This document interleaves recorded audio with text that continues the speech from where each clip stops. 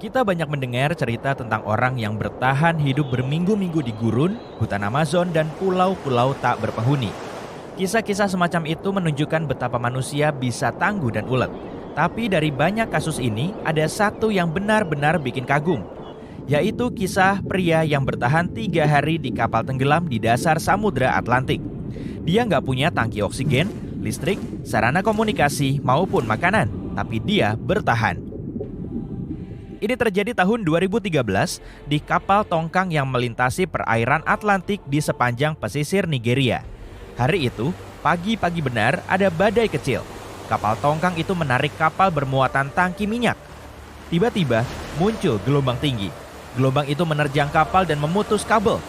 Pukul 4.30 kapal tongkang terbalik. Seluruh geladaknya di bawah air dan lambung kapal mencuat dari permukaan laut. Kapal tongkang tenggelam perlahan. 12 kru terjebak karena semua ada di kamar mereka yang terkunci. Mereka menutup pintu di kabin sebagai kehati-hatian karena di perairan itu banyak perompak. Karena terkunci, mereka nggak bisa keluar. Tapi salah seorang dari mereka, Koki Harrison Okina, sedang di kamar mandi saat itu. Kamar mandi terbalik, Harrison jatuh ke plafon.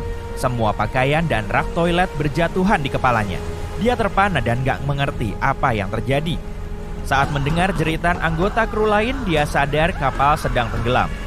Harrison berusaha berdiri. Dengan berpegangan di dinding, pelan-pelan dia keluar dari kabin itu.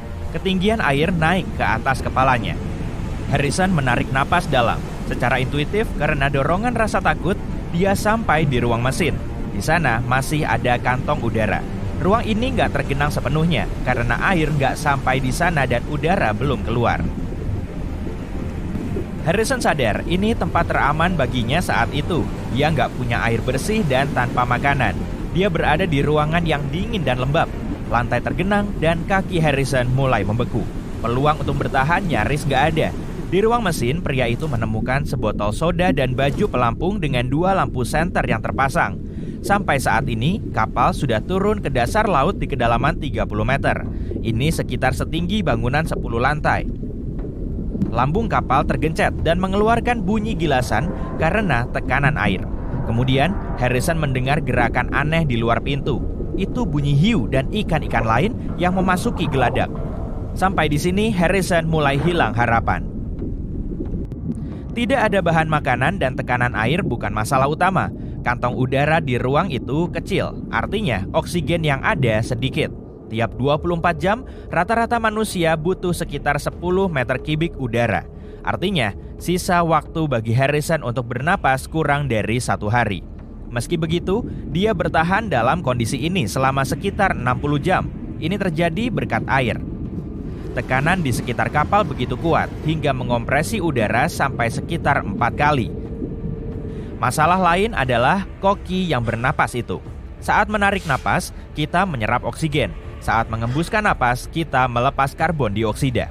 Bahan ini berbahaya bagi kesehatanmu jika konsentrasinya di udara mencapai 5%. Harrison perlahan-lahan memenuhi ruang mesin dengan karbon dioksida, dan dia gak bisa keluar. Jam demi jam, bernapas makin sulit. Tapi sekali lagi, di sini dia beruntung. Air menyerap karbon dioksida, dan Harrison bergerak serta mencipratkannya ke berbagai arah. Hingga tanpa sadar dia menambah area air dan kadar karbon dioksida di bawah kritis. Tapi bahaya belum berakhir. Hipotermia bisa terjadi di ruangan dingin yang gelap. Hipotermia adalah kondisi ketika suhu tubuhmu turun di bawah 35 derajat Celcius. Kamu kedinginan dan persepsimu tentang dunia terdistorsi. Kamu nggak mengerti di mana kamu berada dan apa yang terjadi. Kamu bisa hilang ingatan dan bahkan mengalami terminal burrowing. Perilaku aneh ini muncul selama hipotermia saat seseorang mencoba mencari tempat berlindung kecil meskipun dia ada di ruangan tertutup. Dia bahkan bisa mulai menggali lantai yang dingin dengan tangan kosong. Di saat yang sama, orang bisa cepat membeku dan hilang kesadaran dalam 2 jam. Ruangan Harrison terisi air es dari bawah. Dia nggak akan bertahan dalam kondisi itu jika tetap bertahan di lantai selama beberapa jam. Tapi dia berhasil membuat pijakan dengan kasur. Ini membuatnya tetap sedikit di atas ketinggian air. Dengan berlalunya jam demi jam, rasa takut dan putus asa makin membelenggu pikiran penyintas itu. Dia nggak bisa keluar karena berbagai alasan. Salah satunya karena sedikitnya sinar matahari yang bisa menerobos sampai sedalam itu. Dan Harrison nggak bisa melihatnya. Botol soda itu hampir kosong dan lampu senter sudah mati. Pria itu dalam kegelapan pekat, tapi penyelamatnya sudah dekat. Ketika tim penyelamat mencari korban selamat di sekitar situ, Harrison memikirkan keluarga dan kehidupannya. Harrison melihat berkas-berkas cahaya melalui sebuah lubang di reruntuhan kapal. Para penyelam memeriksa dasar laut. Ini satu-satunya peluang untuk selamat. Harrison keluar dari tempatnya dan berenang ke arah penyelamat. Dia mencari jalan menembus kegelapan. Berkas cahaya lampu senter penyelam menghilang. Harrison mencari penyelam dalam keadaan gak melihat, tapi mereka ada di ujung lain geladak. Oksigen mulai habis, jadi dia memutuskan kembali. Di paru-parunya hampir gak ada udara tersisa. Dia mulai lemas, tapi berhasil sampai ke ruang penyelamat. Yang terpenting adalah jangan putus asa. Ini satu-satunya peluang untuk selamat.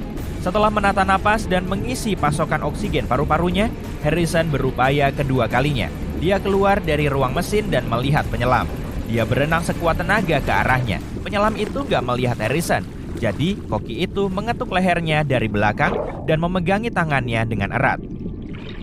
Awalnya, penyelam itu ketakutan, tapi dia sadar ada manusia hidup di depannya. Harrison berenang ke ruangan dan mengarahkan penyelam saat oksigennya mulai habis. Kamu bisa mencari rekaman kamera penyelamat di internet saat Harrison yang ketakutan di ruang penyelamat bertemu dengan penyelam. Tim penyelamat memberinya masker oksigen. Mereka nggak percaya ada manusia hidup di depan mereka. Harrison nggak segera bisa naik ke permukaan karena besarnya tekanan. Dia sudah melewatkan 60 jam di dasar laut. Jadi tingkat tekanan harus diubah perlahan-lahan agar kesehatannya nggak terganggu. Karena itu, para penyelam menempatkannya di ruang dekompresi untuk berangsur-angsur mengurangi tekanan eksternal. Kemudian, saat keluar, Harrison melihat bintang-bintang. Koki itu mengira dia berada di dasar laut seharian.